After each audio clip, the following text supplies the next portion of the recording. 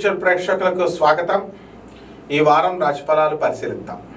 ఓం హ్రీంకారాసన గర్భితా నలసికాం సౌహక్లీం కళాంభిప్రతీం సౌవర్ణాంబరధార్ణీం వరసుధా ధౌతాం త్రినేత్రోజ్వలాం వందే పుస్తకపాశమంకుశధరాం స్రగ్భూషితాముజ్వలాం త్వాం గౌరీం త్రిపురాం పరాత్ప్రగళాం శ్రీచక్ర సంచారిణీం. ఓం శ్రీ దుర్గామల్లేశ్వరాభ్యాం నమః. దశమహావిద్యా అధిష్టాన దేవతాభ్యో నమః. తారాదేవ్యై నమః. మహాకాళ్యై నమః. చిన్నమస్థాయై నమః. ఓం త్రిపురభైరవ్యై నమః. ఓం బగళాముఖ్యై నమః. రాజశ్యామలాయ నమః. మాతంగ్యై నమః. ధూమవత్యై నమః. భువనేశ్వర్యై నమః. షోడశ్యై నమః. కమలాత్మికాయై నమః. మనము ఈ వారంలో జరిగేటటువంటి రాశిఫలాలకి ప్రధానంగా ఏ ఏ రాసుల్లో ఏ ఏ గ్రహాలు ఉన్నాయో ముందుగా మనం తెలుసుకుందాం. శని వక్రించి మీనరాశిలో, రాహు కుంభరాశిలో ఉన్నాడు. గురుడు మనకి ఈ యొక్క మిథున రాశిలోకి వెళ్ళడం జరిగింది. కేతు సింహరాశి.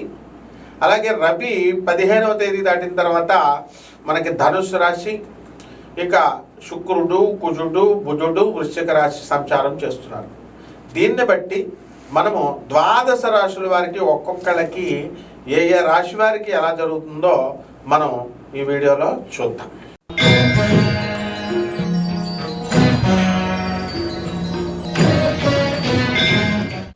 కుంభరాశి.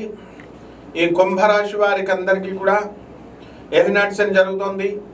బాధలు అధికంగా ఉంటాయి. ఉద్యోగాలు రావడం లేదని బాధలు ఉంటాయి, కానీ చాలామందికి ఉద్యోగాలు వస్తాయి. చేతి పనులు రావడం లేదని చాలామంది బాధపడుతూ ఉంటారు. వాళ్ళకు కూడా పుష్కలంగా పనులు వస్తాయి. ఎవరైతే మేము అప్పులు ఇచ్చామండి, అప్పులు తిరిగి ఇవ్వడం లేదని బాధపడేటటువంటి వాళ్ళందరికీ కూడా తిరిగి అప్పులు ఇచ్చేస్తారు. వాళ్ళు మీరు తీర్చాల్సినటువంటి అప్పులు కూడా మీరు తీర్చే ప్రయత్నంలో ఉంటారు. కొత్త కొత్త అప్పులు మీరు చేయడం జరుగుతుంది. ఇకపోతే ఈ యొక్క భార్యాభర్తల మధ్య అన్యోన్యత అనేటటువంటిది సన్నగలడానికి అవకాశాలు ఉంటాయి. అలాగే మీ దైవ ఆరాధన కూడా ఇంకా పెరగడానికి అవకాశాలు ఉంటాయి. దాన్ని ఇతరులు పరిహాసంగా తీసుకోవడానికి అవకాశాలు ఉంటాయి.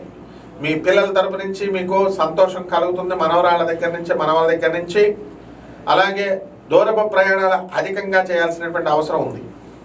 ప్రతి పనిలో కూడా మీరు బంధువులకి బాగా డీప్గా వెళ్ళి వాళ్ళకి ఖర్చు పెట్టడము ఇలాంటివన్నీ కూడా చేస్తారు. స్నేహితులకి అందరికీ కూడా దాని ద్వారా డబ్బు అధికంగా ఖర్చు అవుతూ ఉంటుంది. అయితే గత వారం కంటే కూడా ఈ వారంలో మీకు జీతభత్యాలు బాగా పెరగడం అనేటటువంటివి జరుగుతాయి.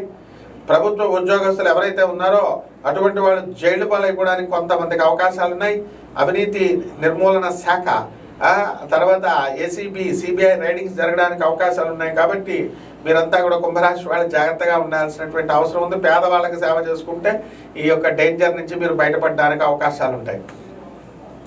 అలాగే ఈ రాశి వారికి అందరికీ కూడా పరిహారాలు. ఏలినాటి శని కాబట్టి శని జపం చేయండి, శని స్తోత్రాలు చదవండి. శనికి కిలోంపావు నల్ల నువ్వులని, నల్లని వస్త్రాలని పేద బ్రాహ్మణులకి శనివారం నాడు ఉదయం 8 గంటలకి దానం చేసుకోండి. దశమహావిద్యల్లో ఒకటైనటువంటి మహాకాళి అమ్మవారి యొక్క హోమాన్ని మీ ఇళ్లలో చేసుకోవడం ద్వారా బ్రహ్మాండంగా మీకు ఉంటుంది.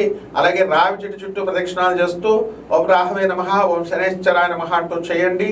బ్రహ్మాండంగా ఉంటుంది. శుభమస్తు.